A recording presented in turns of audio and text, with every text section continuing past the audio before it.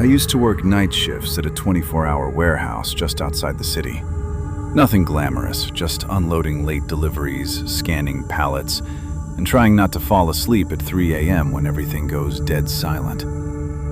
We had one rule.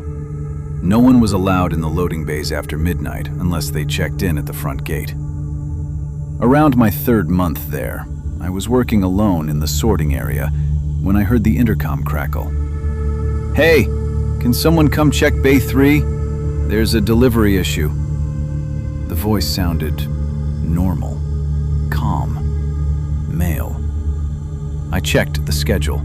No deliveries were expected. I radioed back. "Who is this? There's no scheduled drop-off." A pause, then, "It's already here. Just come look." Something about the way he said, "already here," made my stomach drop. But I was new, and I didn't want to cause trouble or look paranoid. So I walked toward Bay 3. The floodlights outside were buzzing. Everything looked empty. But the bay door was slightly open, just a few inches. I remember thinking maybe a truck had arrived early. "Hello?" I called out. No answer. Then I heard movement inside the bay. Slow, deliberate footsteps on concrete.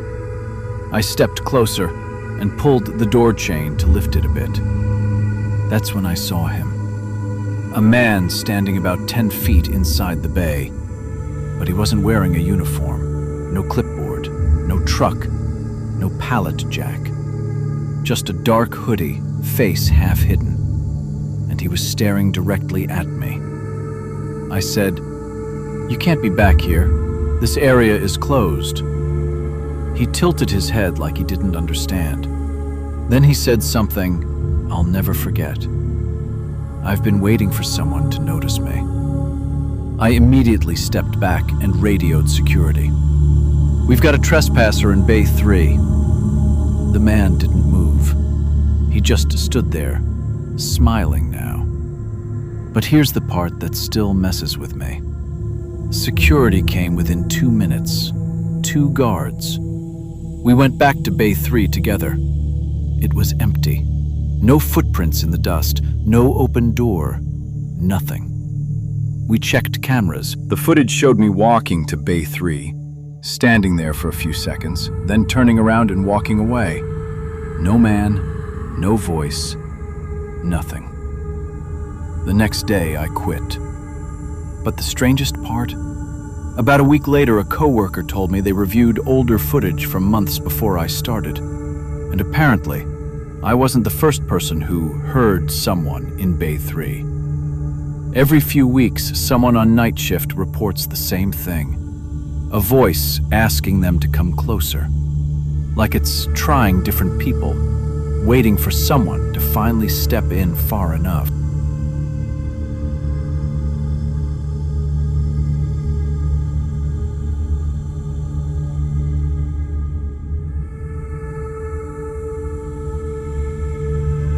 I worked night security in an old medical research building. 8 floors. Mostly empty at night except for a couple labs still running experiments. My job was simple. Patrol every hour, log everything, and stay awake. There was one elevator in the building. We were told it was locked after 10 p.m. No exceptions. But around my second week, I noticed something strange. At exactly 2:17 a.m. every night, the elevator would move. Not randomly, always the same pattern. Basement, 4th floor, 2nd floor, basement again. No stops anywhere else. I checked the logs. No one was scheduled. Maintenance denied using it. So one night, I decided to wait near the elevator. 2:15 a.m., nothing. 2:16 a.m., still nothing. 2:17 a.m., ding! The elevator arrived at my floor. The doors opened. Empty. Completely empty. But the panel inside had one button lit up. B3. There is no B3 in the building, just B1 and basement. I stepped closer.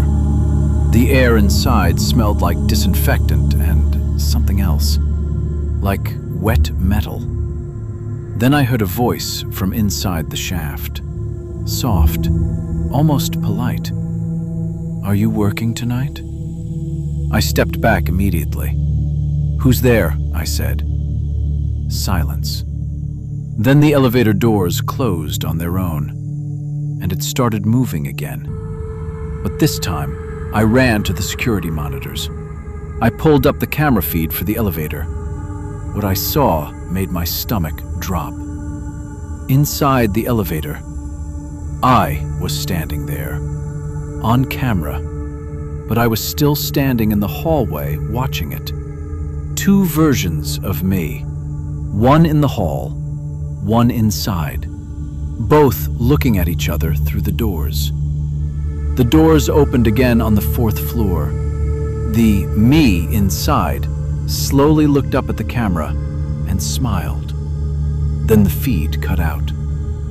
I quit the next morning. But here's the worst part. When I went back a week later to pick up my last paycheck, the new guard asked me something weird. He said, "Why does the elevator sometimes stop on floors that don't exist?" I told him to quit while he still could. He laughed. 2 weeks later, I checked local reports. He disappeared during a night shift. They never found him.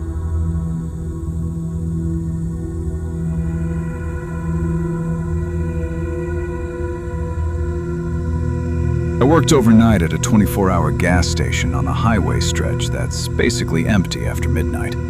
No customers, just trucks occasionally stopping in. There was a break room in the back with an old landline phone mounted on the wall. We were told it didn't work. No dial tone, no service. Still, at around 3:30 a.m. every night, it would ring. At first, I ignored it. Then one night, I answered it. Nothing, just static. Then breathing. Slow, steady breathing. I said, "This line isn't active." A pause, then a whisper. "You're alone right now, aren't you?" I froze. "Who is this?" The voice got closer, like it was right on the other side of the room instead of the phone. "I see you," it said. I hung up immediately. I told my manager the next day. He laughed and said it was probably just old wiring. But the ringing didn't stop. Every night, same time. So I stopped answering. Until one night it rang and kept ringing and ringing and ringing. So I unplugged it. The next shift it rang again, plugged back in, ring. I finally snapped and cut the phone line completely from the wall. No more ringing.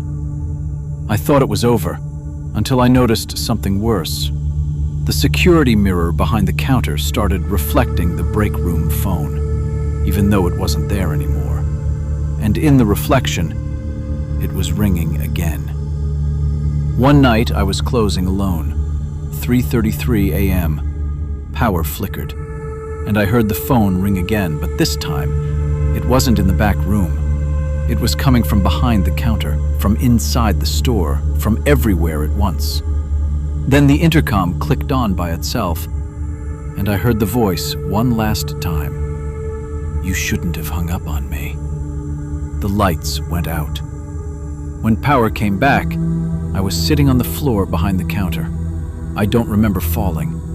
But the strangest part? The new guy who replaced me a week later quit after 2 shifts. He said the same thing. The phone keeps ringing, even when it's not there.